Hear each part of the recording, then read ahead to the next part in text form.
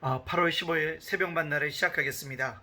이 새벽에 주시는 만나의 말씀은 창세기 8장 1절로 12절에 있는 말씀입니다. 창세기 8장 1절로 12절에 있는 말씀. 창세기 8장 1절로 12절에 있는 말씀.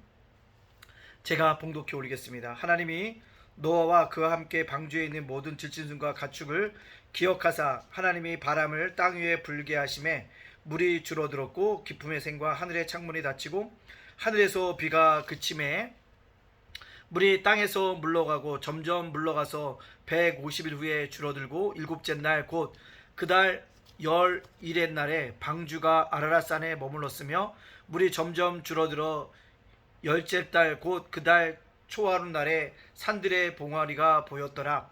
40일을 지나서 노아가 그 방주에서 낸 창문을 열고 까마귀를 내놓음에 까마귀와 물이 땅에서 마르기까지 날아 왕래하였더라. 그가 또 비둘기를 내놓아 지면에서 물이 줄어들었는지를 알고자 하며 온 지면에 물이 있으므로 비둘기가 발붙일 곳을 찾지 못하고 방주로 돌아와 그에게로 오는지라. 그가 소를 내밀어 방주한 자기에게로 받아들이고 또 7일을 기다려 다시 비둘기를 방주에서 내놓음에 저녁 때 비둘기가 그에게로 돌아왔는데 그 입에 감람나무 새 잎사귀가 있는지라. 이에 노아가 땅에 물이 줄어든 줄을 알았으며 또 7일을 기다려 비둘기를 내놓음에 다시는 그에게로 돌아오지 아니하였더라. 아멘. 오늘도 이렇게 새벽 만나를 쌓아갈 수 있도록 허락하신 하나님께 감사를 드립니다. 또 오늘 8월 10일 공휴일인데도 말씀으로 하루를 열어가는 여러분들을 주님의 이름으로 축복합니다. 우리가 만나를 기독하는 이유는요, 말씀이 나의 삶을 지배하기 때문에 그렇습니다. 말씀이 나를 지배한다는 것은요, 나의 마음을 지배하고 나의 생각을 지배하게 되어집니다. 나의 마음과 생각이 말씀에 붙잡히면 나의 행동도 말씀에 따라 움직이는 말씀의 사람이 되어줄 줄로 믿습니다. 그렇기 때문에 만나가 우리에게 중요하다라고 말씀드릴 수 있습니다. 오늘은요, 홍수 이후에 하나님의 심판이 이후에 물이 점점 줄어든다라고 본문은 강조하고 있습니다. 물이 줄어들었다는 건 어떻게 할 수 있을까요? 아라랏산에 도착했다. 또 뭡니까? 까마귀를 내놔왔더니 방주 주변을 돌아다니고 있다 이거죠. 그리고 또 비둘기를 내놔왔고 두 번째를 내놔왔더니 또 감람나무 잎사귀를 갖고 왔고 다시 내놔왔더니 돌아오지 않았다라고 얘기합니다. 이것을 통해서 알 수 있는 게 뭘까요? 하나님이 인류를 심판했지만 하나님의 은총은 계속되고 있다는 거죠. 뭘로요? 물이 줄어드는 걸요. 인류를 만약에 멸망시키려고 했다면 물이 줄어들지 않아야 합니다. 근데 물이 줄어들었다는 것은요, 노아의 가족이 새롭게 출발할 수 있는 땅들이 마련되어지고 있다는 사실들을 우리가 기억해야 합니다. 하나님이요, 우리를 심판하셨지만 하나님의 은총은 계속되어지고 있다는 것입니다. 하나님의 은총의 연속성입니다. 우리는 때때로 잘 나갈 때 하나님의 은혜가 계속되고 있다고 생각합니다. 그러나 내가 잘 나가지 못하고 실패하고 넘어지고 울고 슬픔에 빠져 있을 때 하나님의 은총은 불연속성으로 내게 다가온다고 느낄 수 있습니다. 단절되었다고 느낄 수 있습니다. 그러나 아닙니다. 하나님의 은총은요, 연속성으로 계속 임합니다. 단지 우리가 깨닫지 못할 뿐이고 보지 못할 뿐이고 듣지 못할 뿐이라는 사실들을 우리가 알아야 합니다. 이처럼 하나님께서는 물이 줄어들게 함으로 말미암아 인류 역사를 출발할 수 있도록 준비하고 계심을 우리에게 보여주고 있습니다. 그래서 첫 번째 뭐예요? 비둘기를 보냈다라는 것이 있습니다. 즉 이것들을 통해서 비둘기가 세 번째 갔을 때 돌아오지 않았다고 얘기하고 있습니다.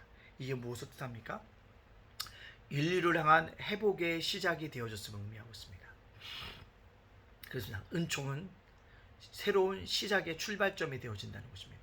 그렇기 때문에 우리가 무엇을 얻는지 간에 은총을 간구할 수 있는 믿음의 사람이 되어져야 합니다. 두 번째, 새로운 생명의 시작입니다. 노아 가족 위에 모든 것이 지면에 있는 것 다 멸했습니다. 노아의 방주 안에 있는 짐승들과 동물들과 새와 그것들은 살아남을 수 없지만 나무들은 줄 수밖에 없었다는, 그러한 물이 줄어들면서 새로운 생명의 시작을 알리고 있다라는 것입니다. 또 무엇일까요? 구원의 역사의 시작이라는 것입니다. 하나님은 심판하시지만 또한 우리를 뭐합니까? 구원하고 계시다는 것입니다. 그 구원의 역사가 지금 뭐하고 있다는 거예요? 시작되어졌음을 우리에게 밝히 보여주고 있습니다. 사랑하는 성도 여러분들, 노아의 홍수 위에 하나님은 어떤 분이신가요? 그렇습니다. 인류를 잊지 않으셨습니다. 노아와 그 가족, 구원의 방주, 노아의 방주에 있는 그 생명들을 하나님이 기억하셨다는 것입니다. 우리는요, 고난 중에 시련 가운데 있으면 하나님은 나를 잊었다고 생각합니다. 아니에요. 하나님은 나를 잊지 않으셨습니다. 헨리 라우엔이요, 영적인 발돋움에서 이런 얘기를 하지 않았습니까? 하나님의 부재를 느낄 때가 진정한 하나님의 임재를 맛볼 때라는 것을 깨달아야 한다. 다시요. 하나님의 부재를 느낄 때 비로소 나는 하나님의 임재를 느낄 때가 다가왔음을 깨달아야 한다. 역설적인 표현이지만 참 진리라고 생각이 들어지더라고요. 시련과 고난과 역경 속에 있을 때 하나님이 보이잖아요. 왜 나를 도와주시지 않는지, 왜 나의 손을 붙잡아 주시지 않는지, 나를 이끌어 주시지 않는지, 나를 지켜주시지 않는지, 나를 보호하지 않는지를 깨닫지 못하고 있는데 하나님은 나를 이끌어 가시고 있다는 거죠. 나를 잊지 않으셨다는 거죠.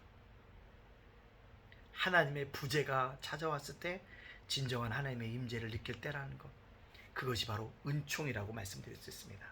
왜 그럴까요? 하나님이 우리를 잊지 않으셨기 때문에 그렇습니다. 우리는 고난과 시련과 역경 속에 있으면 하나님을 잃어버리지만 하나님은 그렇지 않았다는 것입니다. 또요, 인류를 향한 구원의 계획을 하나님의 노아의 가족들 통해서 이루어가고 계십니다. 뭐예요? 예수 그리스도를 이 땅에 보내주신 하나님의 예표로서 보여주고 있다는 것입니다. 많은 사람들이 죽어갔지만 구원하기 위해서 예수님이 이 땅에 오신 것처럼 예수 그리스도를 준비하신 하나님의 구원의 계획들을 우리가 맛볼 수 있는 그런 믿음의 백성들로 살아갈 수 있는 믿음의 백성들이 되어지기를 간절히 원합니다. 그렇다면 오늘 이 말씀을 저와 여러분에게 적용시켜 보면 뭘까요? 그렇습니다. 첫째로는요, 적용시켜 보면 심판 뒤에도 궁휼하심이 있다. 누구의 궁휼하심입니까? 하나님의 궁휼입니다. 우리를 불쌍히 여겨주시는 마음입니다. 우리에게 자비를 내려주시는 마음입니다. 우리를 사랑하시는 마음입니다. 그것이 있다는 사실을 깨달아야 합니다. 우리는 심판받으면 끝났다가 아니라 뭐요? 새로운 시작이라는 것.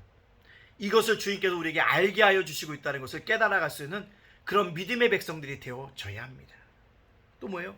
실패의 뒤에도요, 하나님의 궁휼하심이 우리에게 임하고 있다는 것입니다. 실패는 끝이 아니라 다시 일어섬의 시작이라는 것을 알아야 합니다. 넘어지셨습니까? 그것이 끝이 아니라 뭐래요? 새로운 시작의 출발점이라는 사실을 갖고 하나님의 궁휼하심이 있기 때문에 이러한 은혜가 있음을 깨닫고 하나님의 궁휼하심을 내려달라고 간구해야 합니다. 여러분 오늘 기도할 때 뭐래요? 하나님, 내가 실패했습니다.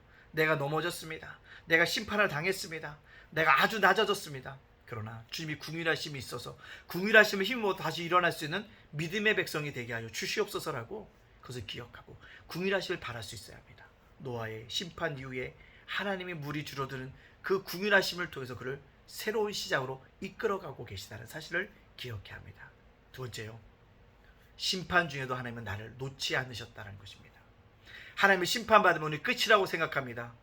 남남이라고 생각할 수 있습니다. 다시 안 만날 사람이라고 생각할 수 있습니다. 그러나 하나님은 그렇지 않다는 거죠. 심판 뒤에도 나를 여전히 놓지 않으시는 하나님, 때때는 그 손길이 내가 원하는 만큼 덜썩 잡아주는 손길임에도 불구하고 깨닫지 못하고 있지만 여전히 나를 붙잡아 주시는 그 하나님의 손길, 그것을 깨달아 알아가야 한다는 거죠. 그것이 우리의 뭡니까? 믿음의 성장이라는 사실인 겁니다. 사랑하는 성도 여러분들, 하나님이 잘 될 때 나의 손을 붙잡아 주시는 것이 아니라 실패한 뒤에도, 시련 뒤에도, 넘어진 뒤에도, 실패한 후에도, 한없이 초라하게 되어 있는 상황 속에서도 하나님이 저와 여러분의 손을 붙잡고 놓지 않으시는 줄로 믿습니다. 그 손을 붙잡고 오늘도 화이팅해서 하루를 살아갈 수 있는 믿음의 백성들, 믿음의 사람들 다 되어지시기를 주님의 이름으로 축복합니다. 아멘. 기도하겠습니다. 사랑의 하나님, 감사합니다. 간밤에 비도 많이 내렸습니다. 비 피해가 일어나지 않도록 하나님 궁휼을 내려 주시옵소서. 오늘 또한 말씀으로 시작하게 하시니 감사합니다.